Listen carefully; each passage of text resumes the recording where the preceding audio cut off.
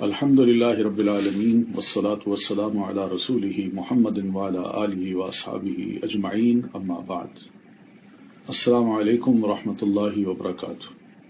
آج ہم سورہ آل عمران کی آیت نمبر 92 سے شروع کریں گے، یعنی چوتھا پارہ جہاں سے شروع ہوتا ہے وہاں سے انشاءاللہ۔ اعوذ باللہ من الشیطان الرجیم، بسم اللہ الرحمن الرحیم۔ لن تنالوا البر حتى تنفقوا مما تحبون وما تنفقوا من شيء فإن الله به عليم۔ تم نیکی کو ہرگز نہیں پا سکتے یہاں تک کہ تم اس میں سے خرچ کرو جسے تم پسند کرتے ہو، اور جو چیز بھی تم خرچ کرو گے یقیناً اللہ اسے خوب جاننے والا ہے۔ تو اس آیت میں اللہ تعالی ہم مسلمانوں کو بس اتنا سمجھانا چاہتا ہے کہ جو تمہاری محبوب ترین چیز ہے اس کے ذریعے سے اللہ کے قرب کا حصول آسانی سے ہو جاتا ہے۔ جب انسان اپنی محبوب چیز کو اللہ کی راہ میں دے دیتا ہے تو اللہ تعالیٰ بھی اس کی اس قربانی کو اور حسن نیت کو یہ قدر دیتا ہے کہ اس کو اپنے قریب کر لیتا ہے، تو وہ چیز اس کے لیے اس جیسی قیمت کی دوسری چیزوں سے افضل ہو جاتی ہے۔ تو اپنی سب سے زیادہ محبوب چیز اللہ کے راستے میں دینا، یہ نبی علیہ الصلوۃ والتسلیم کا بھی ارشاد ہے۔ یہ آیت جب اتری تو نبی علیہ الصلوۃ والتسلیم منبر پر تشریف فرما تھے۔ ایک صحابی ہیں ابو طلحہ، نبی صلی اللہ علیہ وسلم کے پاس آئے اور نبی علیہ السلام سے پوچھا کہ اللہ کے رسول آپ کی کیا رائے ہے؟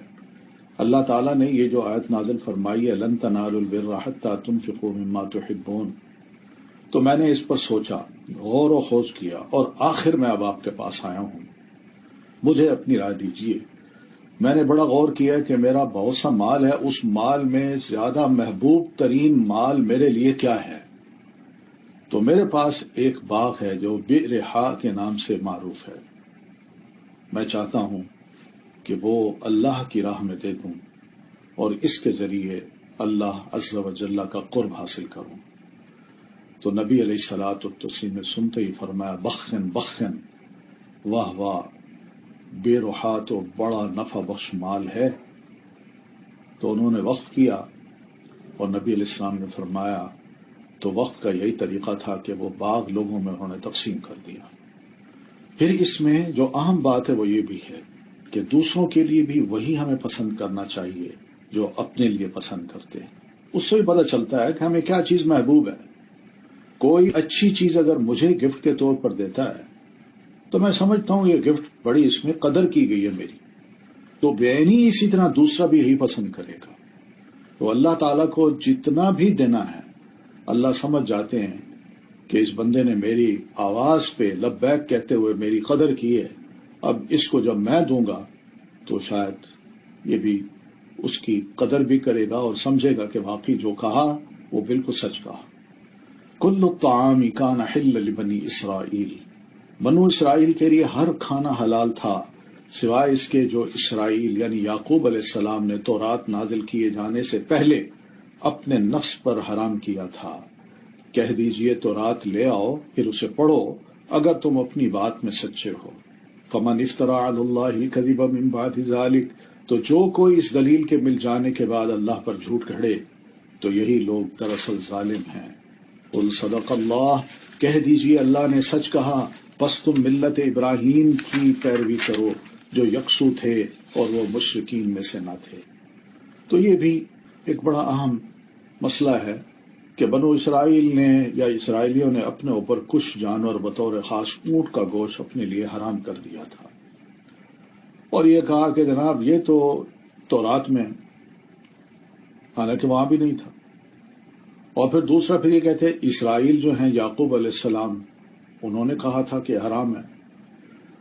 تو اللہ تعالیٰ فرماتے ہیں سب کھانے بنو اسرائیل کے لیے حلال تھے، ہاں اسرائیل نے اپنی بیماری کی وجہ سے اللہ کے ہاں یہ عرض کی تھی کہ اللہ اگر تو مجھے شفا دے دے، شیاٹیکا کی، جیسے مفسرین لکھتے ہیں ان کو شیاٹیکا کی تکلیف تھی اور انہیں اونٹ کا گوشت بڑا پسند تھا، تو جب یہ تکلیف بڑھی تو اللہ تعالیٰ سے دعا کی، اللہ اگر تو مجھے شفا دے دے تو جو محبوب ترین خوراک میری ہے میں اس کو چھوڑ دوں گا۔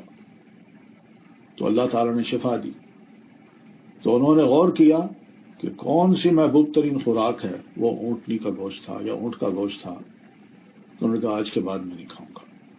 بس یہ ان کی ذات تک کا مسئلہ ہے، ورنہ شریعت کا کوئی مسئلہ نہیں ہے۔ اس لیے فرمایا قل فأتوا بالتوراۃ، تورات کو لاؤ، کہاں لکھی ہے یہ بات کہ یہ گوشت بھی حرام ہے؟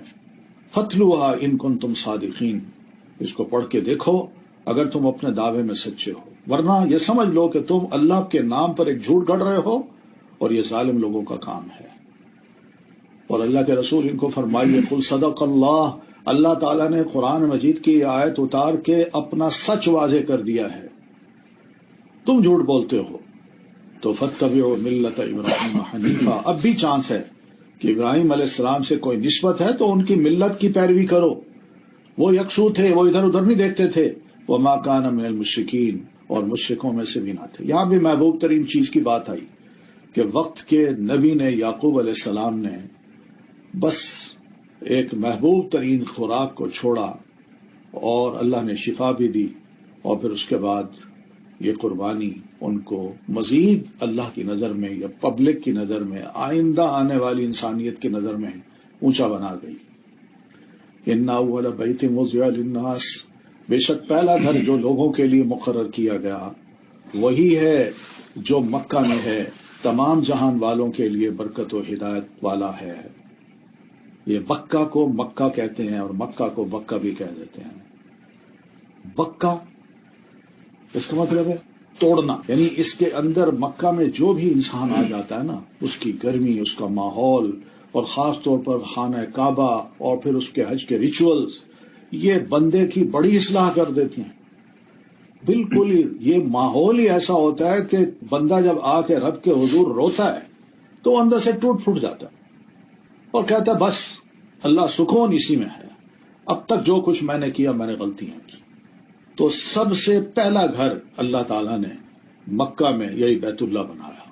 کس کے لیے بنایا؟ عبادت کے لیے، انسانوں کے لیے کہ وہ یہاں آ کے عبادت کریں، اور پھر بڑی برکت والا ہے۔ اور برکت اس میں یہ ہے کہ اس میں ایک نماز با جماعت پڑھی جائے تو اس کے علاوہ مسجد نبوی اور مسجد اقصی کے علاوہ جس کسی اور مسجد میں نماز پڑھی جائے وہاں 1,00,000 نمازیں، اور حرم پاک میں ادا کی گئی ایک نماز، دونوں برابر ہیں۔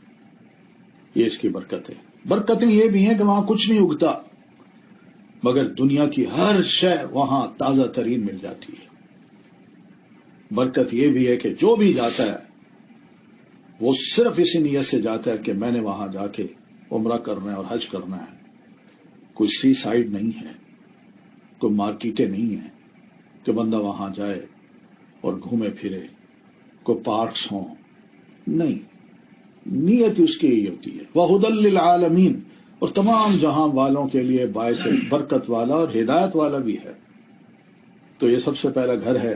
تو عبادت کے بعض مقامات بعض سے بڑے افضل ہوتے ہیں، اس کی وجہ یہ ہوتی ہے کہ عبادت کے مقامات عبادت کے لحاظ سے ایک دوسرے سے درجے میں برتر نہیں ہوتے، بلکہ عبادت کی سب جگہیں عبادت کرنے کے لحاظ سے برابر ہوتی ہیں، مگر اس گھر کو اولیت، اس کو فضیلت دینے کی وجہ بنی ہے۔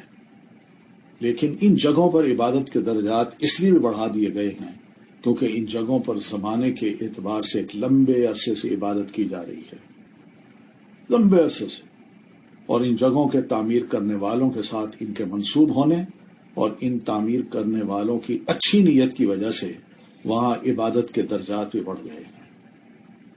یہ اصل چیز ہے۔ ابراہیم، اسماعیل، ربنا تقبل منا انک انت السمیع العلیم، اللہ تو خوب سننے والا ہے دعاؤں کا، العلیم، اور دلوں کی نیتوں کو بھی جاننے والا ہے۔ بڑی خوبصورت دعا تھی ان کی۔ تو مکہ کے برکت ہونے کی کچھ اور وجوہات بھی ہیں، یہی جو میں نے عرض کی ہے، اس میں بہت زیادہ خیر پائی جاتی ہے، اس میں عبادت کا ثواب بھی کئی گنا زیادہ دیا جاتا ہے۔ ایک قول یہ بھی ہے کہ یہ اس لیے بھی مبارک ہے کہ جو شخص اس میں حج کرنے، اس کا طواف کرنے اور اس کے پاس اعتکاف کرنے کے لیے آتا ہے تو اس کے گناہ معاف کر دیے جاتے ہیں. اور یہ بھی ممکن ہے کہ اس برکت سے مراد وہ برکت ہو جو اللہ کے اس قول میں بیان کی گئی ہے کہ یجبا الیہ ثمرات کل شیء، جس کی طرف ہر قسم کے پھل کھینچ کر لائے جاتے ہیں. اور پھر یہ برکت بھی ہے کہ اس میں ہمیشہ عبادت کی جاتی ہے اور اس میں عبادت کرنا لازم ہے. تو زمین پر سب سے پہلے یہی مسجد بنائی گئی. آپ سے پوچھا گیا تھا، آپ نے فرمایا سب سے پہلے مسجد حرام. پوچھا گیا پھر اس کے بعد کون؟ آپ نے فرمایا مسجد اقصی. تو بہرحال یہ بڑی بابرکت جگہ اس لیے بھی ہے کہ فقر و فاقہ اور گناہ دور کرنے والی جگہ ہے یہ. آپ فرماتے ہیں پے در پے حج اور عمرہ کیا کرو، کیونکہ یہ دونوں فقر اور گناہوں کو اس طرح ختم کر دیتے ہیں جیسے بھٹی لوہے سونے اور چاندی کے میل کو ختم کر دیتی ہے. فیہ آیات بینات، اور اس میں واضح نشانیاں ہیں. اس گھر میں واضح نشانی، یعنی بیت اللہ کو دیکھ لیجئے، پھر مقام ابراہیم کو دیکھ لیجئے، پھر اس کے بعد زمزم کو دیکھ لیجئے، پھر صفا اور مروہ کو دیکھ لیجئے، پھر اس کے بعد اسی مکہ میں اس گھر کے علاوہ منا، عرفات، مزدلفہ، ان تمام کو دیکھ لیجئے. اور جو کوئی اس میں داخل ہوا امن والا ہو گیا. بڑے امن کی جگہ ہے، وہاں کوئی شر نہیں کر سکتا اور نہ ہی اس کی اجازت ہے، نہ جلسوں کی نہ جلوسوں کی. یہ دوسروں کو اور عبادت کو ڈسٹرب کرنے کی بات ہے. اور اس لیے اللہ کے رسول صلی اللہ علیہ وسلم نے فرمایا کہ یہ وہ شخص ہے جس کو اللہ نے کل قیامت کو نہ خوش ہو کے دیکھنا ہے، نہ اس کو معاف کرنا ہے، بلکہ اس کو سزا دینی. وَلِلَّهِ عَلَى النَّاسِ حِجُّ الْبَيْتِ، اور اللہ ہی کے لیے ان لوگوں پر بیت اللہ کا حج فرض ہے جو اس کی طرف جانے کی استطاعت رکھتے ہوں. اور جو کوئی اس کا انکار کرے تو یقیناً اللہ تمام جہان والوں سے بہت بے نیاز ہے. بس اس میں سمجھا دیا. ایک تو ایک کہ عبادت ہو، عمرہ ہو للہ، بس اللہ کے لیے ہو، خالص نیت یہ ہو. پھر دوسرے جب وہاں پہنچ جائے تو حج البیت، بیت اللہ کا حج کرنا جو نیت کر کے گیا. پھر یہ کون کرے؟ ہر بندہ نہیں، من استطاع الیہ سبیلا، جو اس کی طرف جانے کی استطاعت رکھتے، جانے کا، آنے کا، ٹکٹ ہو، خرچہ ہو، وہاں کھانے پینے کا، قربانی کا، اور پھر پیچھے جو فیملی چھوڑ کے جا رہا ہے، بچے چھوڑ کے جا رہے ہیں، ان کا بھی خرچہ ہو. ومن کفرا، کچھ لوگ ہو سکتے ہیں وہ کہیں کیا ضرورت ہے جی وہاں جانے کی، ایسی فضول خرچی، پیسے اور خام خواہ وہاں بندے جاتے ہیں، بار بار جاتے ہیں، کیا ضرورت ہے. یا کوئی یہ کہہ دیتا ہے میں مانتا ہی نہیں کہ حج بیت اللہ کرنے کا اتنا ثواب ہے، یا میں بالکل نہیں کروں گا زندگی میں، مجھے کیا ضرورت ہے، اس سے تو بہتر ہے میں کسی اور ملک میں چلا جاؤں. تو اللہ فرماتے ہیں جاؤ، فإن اللہ غنی عن العالمین، اللہ تعالیٰ تمام جہان والوں سے بے نیاز ہے. ساری دنیا بھی ایک طرف ہو جائے نا تو اللہ کو کوئی ضرورت نہیں. اللہ اپنے اس گھر کو آباد کروانا جانتا ہے. آپ دیکھ لیں کیسے لوگ والہانہ چاروں طرف سے دنیا کے کونے کونے سے وہاں پہنچ جاتے ہیں، اور بڑی بے چینی ہوتی ہے، تڑپ ہوتی ہے کہ پہنچنا ہے وہاں. تو بہرحال یہ شہر ایسا ہے جو جانوروں کو بھی امن دینے والا ہے. یہ شہر ایسا ہے کہ دجال کے فتنے سے بھی امن والی یہ جگہ ہے. آپ یہی فرماتے ہیں، یہ صحیح بخاری کی روایت ہے کہ ہر شہر میں دجال کا گزر ہوگا مگر مکہ اور مدینہ میں نہیں آئے گا، کیونکہ ان کے تمام راستوں پر فرشتے صف بستہ پہرا دے رہے ہوں گے. تو اس گھر کی طرف نکلنے والا جو ہے وہ اللہ کی حفاظت میں آ جاتا ہے. آپ فرماتے ہیں ثلاثۃ فی ضمان اللہ عز وجل، 3 قسم کے لوگ اللہ عز وجل کی حفاظت اور ضمانت میں آ جاتے ہیں. اور ایک یہی ہے کہ رجل خرج حاجا، وہ بندہ جو حج کی ادائیگی کے لیے نکلے. قل یا اہل الکتاب، کہہ دیجئے اہل کتاب، لما تکفرون بآیات اللہ، تم اللہ کی آیات کا کیوں انکار کرتے ہو، حالانکہ جو تم عمل کرتے ہو اللہ اس پر خوب گواہ ہے. یعنی تمہاری کتاب میں، تورات میں اور انجیل میں جو لکھا ہوا ہے کم از کم اسی کو ہی مان لو. محمد صلی اللہ علیہ وسلم کے بارے میں، کلام اللہ کے بارے میں، صحابہ کرام کے بارے میں جو کچھ لکھا ہے وہ تو مانو، اس کا تو انکار نہ کرو. قل یا اہل الکتاب، کہہ دیجئے اہل کتاب، تم اللہ کے راستے سے اس شخص کو کیوں روکتے ہو جو ایمان لے آیا، یا تو مسلمان نہ ہو، مارتے ہو، اس کو دھمکیاں دیتے ہو، اور تم اس میں ٹیڑھا پن تلاش کرتے ہو، یعنی دین جو بالکل سیدھا سادہ ہے، اللہ کی راہ جو ہے، اس میں تم کوئی ایسی چیزیں تلاش کرتے ہو کہ اس میں کوئی چیز عیب دار نکال کے، معیوب بنا کے لوگوں کو متنفر کر دیا جائے۔ وَأَنْتُمْ شُهَدَاء، حالانکہ تم گواہ ہو، جانتے ہو کہ بالکل صحیح راہ ہے، صحیح تعلیم ہے۔ وَمَا اللَّهُ بِغَافِلٍ عَمَّا تَعْمَلُونَ، اور جو کچھ تم کرتے ہو اللہ اس سے ہرگز غافل نہیں ہے۔ یا ایھا الذین آمنوا، لوگو جو ایمان لائے ہو، ان تطیعوا فریقا من الذین اوتوا الکتاب، اگر تم اہل کتاب کے ایک گروہ کی اطاعت کرو گے، وہ تمہیں مرتد بنا دیں گے تمہارے ایمان لانے کے بعد کافر۔ ایک گروہ، سارے نہیں، ایک گروہ یہ کام کرتا ہے۔ وَكَيْفَ تَكْفُرُونَ، اور تم کیسے کفر کر سکتے ہو حالانکہ تم پر اللہ کی آیات پڑھی جاتی ہیں اور تم میں اس کا رسول بھی موجود ہے، اور جو کوئی اللہ کے دین کو مضبوط تھام لے گا تو یقیناً وہ سیدھی راہ کی طرف ہدایت دے دیا گیا۔ تو اصل تو چیز ہے استقامت کی، وہ اختیار کرو۔ تو یہ بتایا، دیکھو سب کچھ قرآن وہی بتا رہا ہے جو تمہاری کتاب میں ہے، لیکن صرف محض اس لیے کہ یہ خیر مسلمانوں کے پاس کیوں آ گئی اور اللہ کے رسول عربوں میں کیوں آ گئے، ہمارے اندر کیوں نہ آئے، یہ تو کوئی بنیاد نہیں بنتی کہ آپ کی رسالت کا انکار کرنا۔ ورنہ یہ دیکھا جائے تو جیسے قرآن مجید میں اللہ فرماتے ہیں کہ تمہارے اندر بہت سے ہم نے انبیاء بھیجے، تم نے ان کو بھی نہیں چھوڑا، ان کو بھی مار ڈالا، تو یہ طریقہ ٹھیک نہیں ہے۔ تو استقامت دین کے کچھ اسباب ہوتے ہیں، اس میں ہمیں بھی بتایا گیا، اسی آیت کی روشنی میں اگر دیکھیں تو مطلب یہ کہ انتم تتلا علیکم آیات اللہ، تلاوت قرآن پر ہمیشگی اختیار کرنی چاہیے۔ پھر وفیکم رسول، رسول تم میں موجود ہے، اگر رسول نہیں ہے تو اس کی تعلیمات یعنی قرآن و سنت پر عمل کرنا، یہ استقامت کے عظیم اسباب میں سے ہے۔ یا ایھا الذین آمنوا اتقوا اللہ حق تقاتہ، اے لوگوں جو ایمان لائے ہو اللہ سے ڈرو جیسے اس سے ڈرنے کا حق ہے، اور تمہیں ہرگز موت نہ آئے مگر اس حال میں کہ تم مسلمان ہو۔ یہ حق تقاتہ کا کیا مطلب ہے؟ مراد یہ ہے کہ اللہ کی اطاعت کی جائے، اس کی نافرمانی نہ کی جائے۔ یہ بھی ہے کہ اس کی نعمتیں جو ہمیں اللہ تعالیٰ نے نصیب کر رکھی ہیں ان کا شکر بجا لایا جائے، ان کا صحیح استعمال ہو، اس کی ناشکری نہ کی جائے غلط استعمال کر کے۔ اور اس کا معنی یہ بھی ہے، اور اس کا ذکر کیا جائے، اس کو بھلایا نہ جائے، ہمیشہ اس کو یاد رکھا جائے۔ ہر جگہ یہ تقوی ہونا چاہیے۔ آپ فرماتا ہے اتق اللہ حیث ما کنت، اللہ کے بندے تم جہاں کہیں بھی ہو اللہ سے ڈرتے رہو۔ واعتصموا بحبل اللہ جميعا ولا تفرقوا، اور تم سب کے سب اللہ کی رسی کو مضبوطی سے تھام لو اور فرقہ فرقہ مت بنو، اور اپنے اوپر اللہ کی نعمت کو یاد کرو۔ یہ مسلمانوں کو بتایا، صحابہ کرام کو، جو مدینہ میں اب مہاجر بھی تھے اور انصاری بھی تھے، مقامی بھی تھے اور باہر کے لوگ بھی تھے، لیکن سب مسلمان تھے۔ ان کو فرمایا کہ تم سب کے سب مل کے اللہ کی رسی کو مضبوطی سے تھام لو، یعنی یہ دین ہے، بس دین کی تعلیم پر عمل کرو۔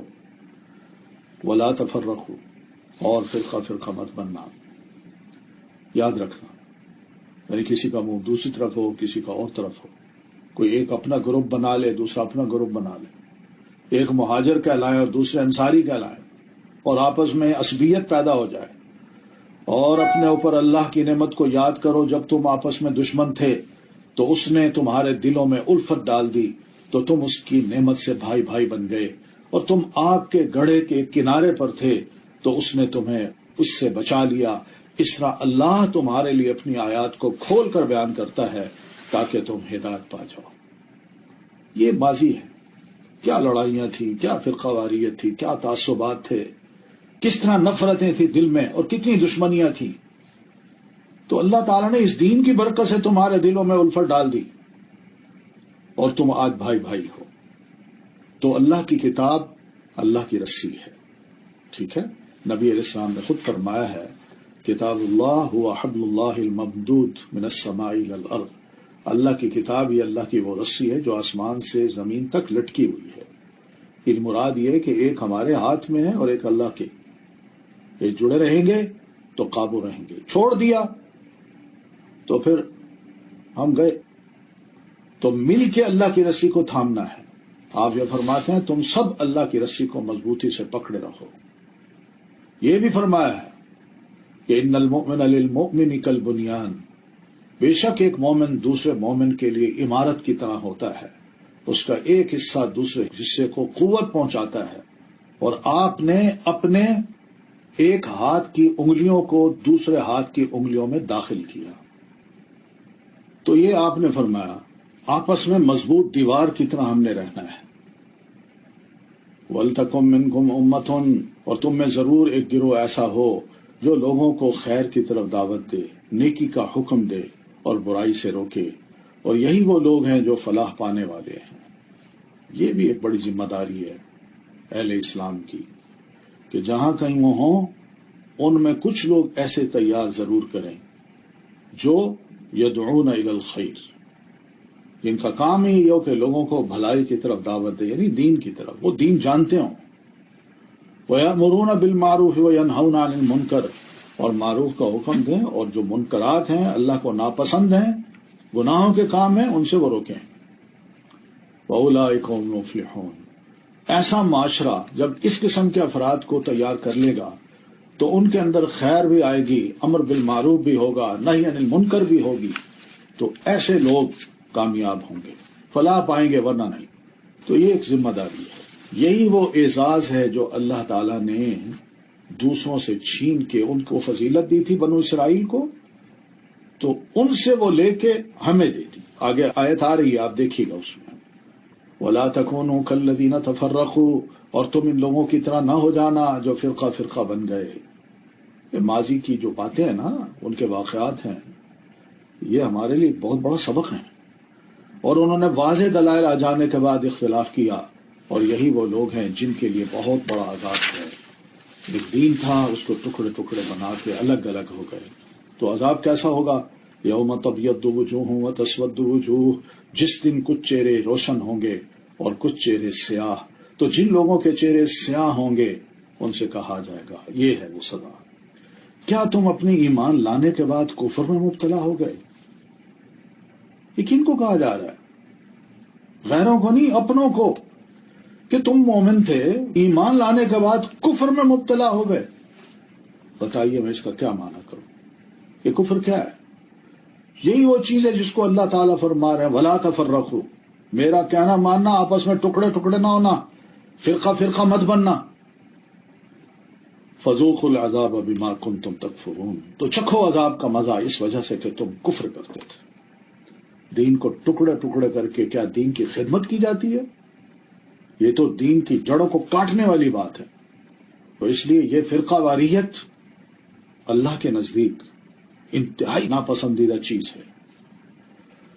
تو اللہ تعالیٰ کے اس فرمان کے بارے میں سیدنا ابن عباس فرماتے ہیں رضی اللہ عنہما کہ جو چہرے روشن اور سفید ہوں گے وہ مسلمان ہوں گے جو آپس میں اتحاد اور اتفاق رکھنے والے اور نبی علیہ الصلوۃ والتسلیم کی سنت پر عمل کرنے والے لوگ ہیں.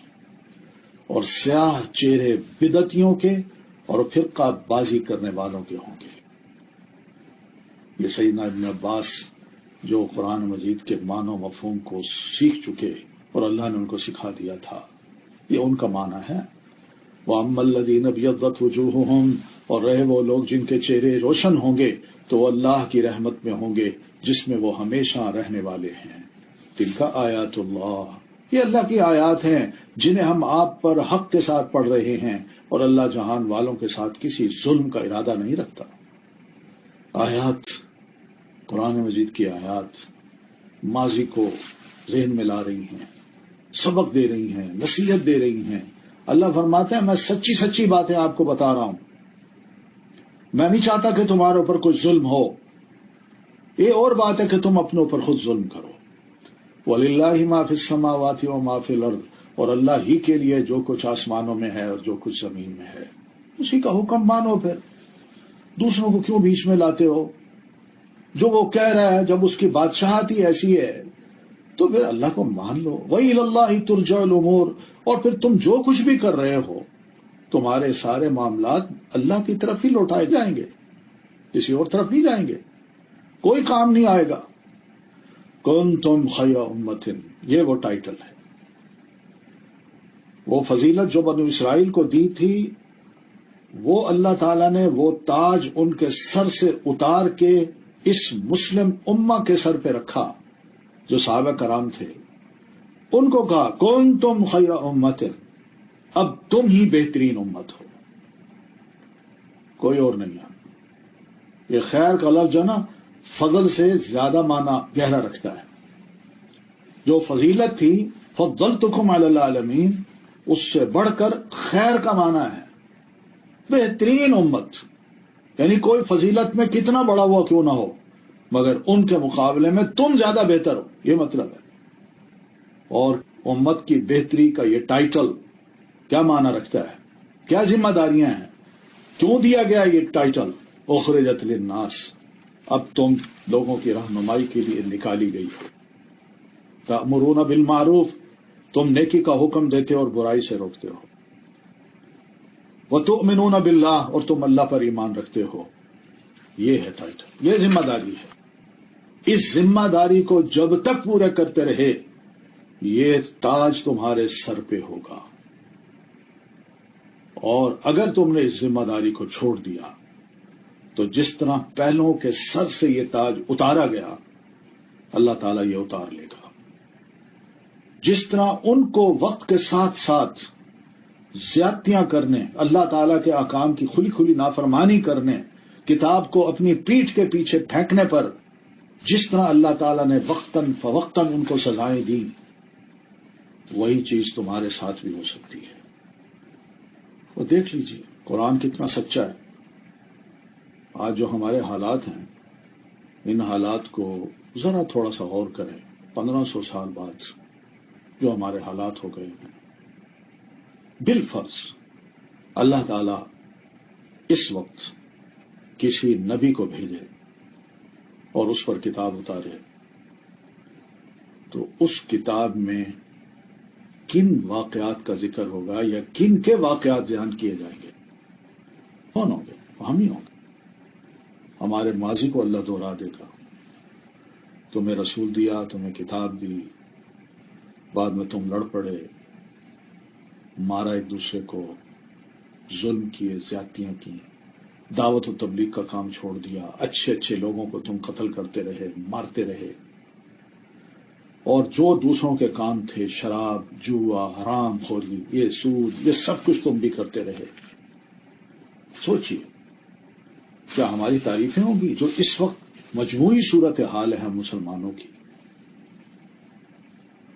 یہ تو ہم آج کے دور کے بنو اسرائیلی اس لیے تو بنے ہوئے ہیں، جگہ جگہ میں مار پیٹ رہی ہے، کوئی عزت ہی نہیں رہی کسی مسلمان کی. تو یہ قابل غور چیز ہے. آج ہمارے سر پہ خیر کا تاج نہیں ہے. ہمارے بڑے ہوں چھوٹے ہوں، مالدار ہو غریب ہو، پڑھا لکھا ہو جاہل ہو، وہ دین کو پسند نہیں کرتا. نہ حکمران پسند کرتے ہیں، نہ عوام پسند کرتی ہے. خیر امت کا ٹائٹل کس کو ملے گا؟ کون کہتا ہے ہم آج خیر امت؟ کوئی مسلمان بڑے سے بڑا بندہ بھی، چاہے وہ کتنا بڑا عالم فاضل کیوں نہ ہو، وہ بھی یہ لفظ نہیں کہہ سکتا کہ ہم ہی خیر امت ہیں. قابل غور چیزیں ہیں یہ. وَلَوْ آمَنَ أَهْلُ الْكِتَابِ، اور اگر اہل کتاب ایمان لے آتے تو یہ ان کے حق میں بہت بہتر ہوتا. ان میں سے کچھ مومن ہیں مگر ان کی اکثریت فاسق ہے. یعنی ایمان لاتے تو ان کو اللہ ڈبل ثواب دیتا، پہلے نبی پر، پہلی کتابوں پر ایمان لانے کا، اور پھر محمد صلی اللہ علیہ وسلم پر اور قرآن مجید پر ایمان لانے کا. لیکن اللہ فرماتے ہیں ان میں ہیں کچھ جو مومن ہو گئے مگر اکثریت ان کی نہیں مانتی، وہ فسق و فجور میں مبتلا ہے.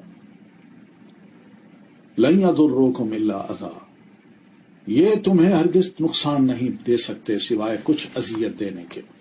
تم اگر دین پر قائم رہو تو تمہارا مخالف کسی قسم کی تکلیف تمہیں نہیں دے سکتا، نقصان نہیں دے سکتا. ہاں کچھ اذیت ضرور دے گا، باتوں سے اور اشاروں سے، کنایوں سے، پروپیگنڈے سے. وَإِن يُقَاتِلُوكُمْ يُوَلُّوكُمُ الْأَدْبَارَ ثُمَّ لَا يُنصَرُونَ، اور اگر وہ تم سے میدان جنگ میں لڑیں تو تم سے پشت پھیر جائیں گے، پھر وہ مدد نہ کیے جائیں گے. ضربت علیہم الذلۃ، وہ جہاں کہیں بھی پائے گئے ان پر ذلت مسلط کر دی گئی۔ دیکھیے ماضی کے لوگوں کا اللہ کس طرح ذکر کر رہا ہے۔ اینما ثقفوا، کیا آج حالت یہ کس کی ہے؟ الا بحبل من اللہ وحبل من الناس، الا یہ کہ اللہ کی پناہ میں آ جائیں اور لوگوں کی پناہ میں آ جائیں۔ ہم تو کہتے ہیں نا یہ جو ہیں، لیکن قابل غور باتیں ہیں، دوسروں کو کہنا آسان ہے، مگر قرآن مجید کا یہ جامع کلام ہمیں بھی سوچ پر مجبور کرتا ہے کہ ہم اپنی حالت کو بھی دیکھیں۔ وباؤوا بغضب من اللہ، اور وہ اللہ کی طرف سے غضب میں گرفتار ہو کر پلٹے اور ان پر محتاجی مسلط کر دی گئی۔ ایک ایک جملہ، ایک ایک لفظ قابل غور ہے ہم سب کے لیے۔ ذالک، یہ سب اس لیے ہوا کہ بأنہم کانوا یکفرون بآیات اللہ، کہ بے شک وہ اللہ کی آیات سے کفر کرتے تھے اور انبیاء کو ناحق قتل کرتے تھے۔ یہ اس وجہ سے بھی ہوا کہ وہ نافرمانی کرتے تھے اور حد سے بڑھ جاتے تھے۔ جناب سچی بات یہی ہے کہ یہ آیات ہمیں دماغ میں بیٹھا کے ذرا کونے میں بیٹھ جانا چاہیے اور اپنا تجزیہ کرنا چاہیے۔ باقی جو تبصرے ہیں، ہمارے تجزیے ہیں، ٹاکس ہیں، یہ سب اندازے ہیں، اصل مرض کی طرف کوئی نہیں آ رہا۔ آج اسباب بتانے والے بہت ہیں، جناب یہ وجہ ہے، وہ وجہ ہے، حکومتیں چلنے نہیں دیتی، عوام پاگل ہے، اچھے لوگوں کو سلیکٹ نہیں کرتی۔ اوہ بھائی یہ مسئلے نہیں ہیں، یہ مسئلے ہیں اصل، ان پہ بات کیجیے۔ قوم کے سامنے ایسی باتیں کرنی چاہیے تاکہ ہماری بھی اصلاح ہو اور قوم کی بھی اصلاح ہو۔ لیسوا سواء، وہ سب ایک جیسے نہیں ہیں اہل کتاب کہ سب برے ہوں۔ من اہل الکتاب امۃ، اہل کتاب میں ایک جماعت ایسی بھی ہے جو حق پر قائم ہے، حق پر قائم ہے، اور یتلون آیات اللہ، وہ رات کی گھڑیوں میں اللہ کی آیات کی تلاوت کرتے ہیں، وہم یسجدون، اور سجدے بھی کرتے ہیں۔ یہ بھی اللہ تعالیٰ نے دیکھی۔ مسلمان ہوئے وہ الحمدللہ عبداللہ ابن سلام ہوں، دوسرے ان کے ساتھی ہوں، یہ سب جب مسلمان ہوئے ہیں تو ان مسلمانوں نے پچھلے دین کے مطابق اپنے آپ کو اسلام میں داخل کیا اور پھر اللہ کی آیات یعنی قرآن مجید کی تلاوت کا ایک شعار بنا لیا کہ رات کی گھڑیوں میں وہ سجدے بھی کرتے اور قیام بھی کرتے تھے۔ ان کی خاصیت یہ ہے کہ یؤمنون باللہ والیوم الآخر، وہ اللہ اور یوم آخرت پر ایمان بھی رکھتے ہیں، وہ نیکی کا حکم دیتے ہیں اور برائی سے روکتے ہیں، اور بھلائی کے کاموں میں ایک دوسرے سے سبقت کرتے ہیں، اور یہی لوگ صالحین میں سے ہیں۔ اتنی تعریف ہے، غیر بھی آ جائے تو اسلام ان کو سینے سے لگا لیتا ہے۔ ماضی کے گناہ معاف اور اپنی تبدیلی سے اللہ تعالیٰ پچھلے گناہوں کو نیکی میں بدل دے، اور پھر یہ ان کے اندر خاصیت پیدا ہو جاتی ہے۔ وَمَا يَفْعَلُوا مِنْ خَيْرٍ، اور یہ نیکی کا جو بھی کام کریں گے تو ہرگز ان کی ناقدری نہ کی جائے گی، وہ قبول کی جائے گی، اور اللہ تقوی والوں کو خوب جاننے والا ہے۔